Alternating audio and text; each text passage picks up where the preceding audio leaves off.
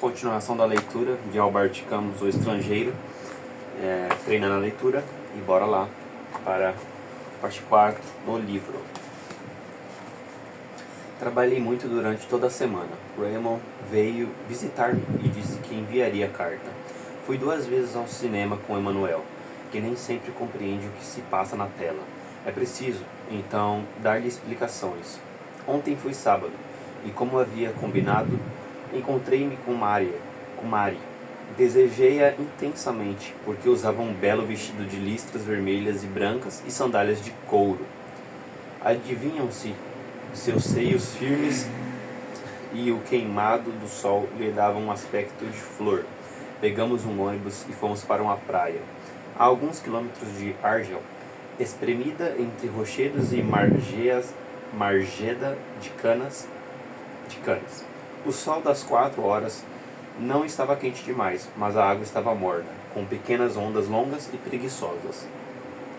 Mari ensinou-me uma brincadeira. Ao nadar era preciso beber na crista das ondas, acumular toda a espuma na boca e, em seguida, virar de costas para protegê-la contra o céu. Isto produzia uma espécie de renda espumante que desaparecia no ar ou, como uma chuva morna, me caía no rosto. Mas depois de algum tempo sentia o ardor do sal queimar a boca. Mari chegou perto, então, e colocou-se a mim na água. Colocou a boca contra a minha, a língua dela refrescava meus lábios e rolamos por um instante nas ondas. Quando nos vestimos na praia, Mari olhava-me com os olhos brilhantes. Beijei-a. A partir deste momento, não falamos mais. Apertei-a contra mim e tivemos pressa de encontrar um ônibus, de voltar, de ir para minha casa e de nos atirarmos na minha cama. Tinha deixado a janela aberta e era bom sentir a noite de verão escorrer por nossos corpos bronzeados. Esta manhã, Mari ficou comigo e eu lhe disse que almoçaríamos juntos. Desci para comprar carne. Na volta, ao subir, ouvi uma voz de mulher no quarto de Raymond. Pouco depois, o velho Salamano ralhou com um cão. Ouvimos um barulho de solas de patas nos degraus de madeira da escada e depois, imundo nojento, saíram para a rua. Contei a Mari a história do velho e ela riu. Estava com um dos meus pijamas, do qual arregaçará as mangas. Quando riu, voltei a sentir desejo por ela. Instantes depois perguntou-me se eu a amava. Respondi-lhe que isto não queria dizer nada, mas que me parecia que não. Ficou com um ar triste, mas ao preparar o almoço e a propósito de nada voltou a rir, de tal forma que eu a beijei. Foi nesse momento que repercutiram os ruídos de uma discussão na casa de Raymond.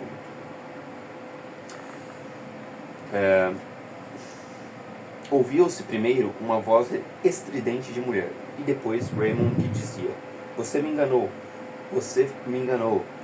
vou ensiná-la a me enganar. Uns ruídos surdos e a mulher berrou, mas de maneira tão horrível que o corredor se encheu logo de gente. Mari e eu também saímos. A mulher continuava a gritar, e Raymond não parava de bater. Mari disse-me que era terrível, e eu nada respondi. Pediu-me que fosse chamar um guarda, mas respondi-lhe que não gostava de guardas. No entanto, chegou um com o inquilino do 2º andar, que é bombeiro. Ele bateu a porta e não se ouviu mais nada. Bateu com mais força e alguns instantes depois a mulher chorou. E Raymond abriu. Tinha um cigarro na boca e um ar sonso. A moça precipitou-se para a porta e declarou ao guarda que Raymond espancará. Seu nome? Perguntou o policial. Raymond respondeu. Tire o cigarro da boca quando fala comigo, ordenou o guarda. Raymond hesitou, olhou para mim e deu uma tragada no cigarro. Neste momento, o guarda deu-lhe uma bofetada com toda a força, em plena cara, com um estalo surdo e pesado. O cigarro caiu alguns metros adiante. Raymond mudou de expressão, mas nada disse na hora, até perguntar com uma voz humilde se podia apanhar o cigarro. O guarda deixou claro que sim e acrescentou: mas fique sabendo da próxima vez que um policial não é um palhaço. Enquanto isso, a moça chorava e repetia: ele me bateu, é um cafetão. Senhor guarda, perguntou. Então, Raymond, está na lei isso de me chamar Está na lei isso de chamar um homem de cafetão? Mas o guarda mandou que eu calasse o bico. Raymond voltou-se para a mulher e disse: não perde por esperar, pequena. O guarda ordenou-lhe que calasse a boca, que a moça devia ir embora e que ele ficasse no quarto até ser chamado à delegacia.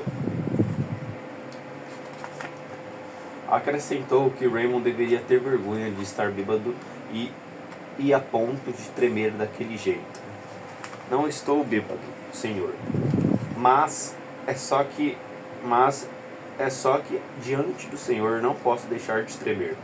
Fechou a porta e todos foram embora. Mary e eu acabamos de preparar nosso almoço, mas como ela não estava com fome, comi quase tudo. Saiu a 1 hora e eu dormi um pouco.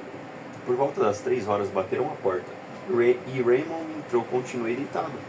Sentou-se na borda da cama, ficou uns instantes sem falar, e eu lhe perguntei o que acontecerá. Contou-me que tinha feito o que queria, mas que ela lhe dera uma bofetada, e que ele, então, começará a espancá-la. Quanto ao resto, eu mesmo presenciaria. Disse-lhe parecer-me que agora ela fora castigada e que ele devia estar contente. Era também a opinião dele. E observou que, por mais que o guarda fizesse, não mudaria as pancadas que ela receberá. Acrescentou que conhecia bem os guardas e sabia perfeitamente como se deve lidar com eles. Perguntou-me, então, se eu esperava que ele reagisse à bofetada do guarda. Respondi-lhe que não esperava nada, absolutamente nada, e que, aliás, não gostava de guardas. Raymond pareceu ficar muito contente. Perguntou-me se queria sair com ele. Levantei-me e comecei a me pentear. Disse que era preciso que eu servisse de testemunha. A mim tanto fazia, mas não sabia o que devia dizer. Segundo Raymond, bastava declarar que a mulher o enganará. Aceitei servir de testemunha. Saímos e Raymond ofereceu-me um trago. Depois que jogaram uma partida de bilhar, e perdi por pouco, a seguir queria ir ao bordel, mas eu disse que não, porque não gosto disso. Então voltamos lentamente, e ele me dizia quanto se sentia contente por ter conseguido castigar a amante. Achei-o muito simpático comigo, e pensei que aquele era um momento agradável. De longe, distingui na soleira da porta o velho Salamano, com um ar agitado. Quando nos aproximamos, reparei que não estava com o cão. Olhava para todos os lados, dava voltas em torno de si mesmo, tentava penetrar com os olhos na escuridão do corredor, resmungava palavras sem nexo e recomeçava a observar a rua com os seus olhinhos avermelhados. Quando Raymond lhe perguntou o que havia, não respondeu logo. Ouvi vagamente que ele murmurava, imundo, nojento, e continuava a se agitar. Perguntei-lhe onde estava o cão. Respondeu-me bruscamente que fora embora. E depois de repente falou de novo, rápido. Levei-o como de costume ao campo de manobras. À volta das barracas da feira havia muita gente. Parei para olhar o rei da fuga, e quando quis ir embora, ele já não estava mais lá. Há muito tempo que eu queria comprar uma coleira menor, mas nunca pensei que esse cão nojento fosse embora assim. Raymond explicou-lhe, então, que o cão possivelmente se perderá e que voltaria. Citou-lhe vários exemplos de cães que tinham percorrido dezenas de quilômetros para encontrar o dono. Apesar disso, o velho ficou ainda mais agitado. Vão tomá-lo de mim, compreende? Pelo menos se alguém o recolhesse, mas não. Com aquelas feridas enoja todo mundo, a carrocinha vai apanhá-lo, tenho certeza. Eu lhe disse então que se dirigisse ao depósito de cães e que ele o devolveria mediante o pagamento de alguma taxa. Perguntou-me se era muito caro. Eu não sabia. Então, irritou-se.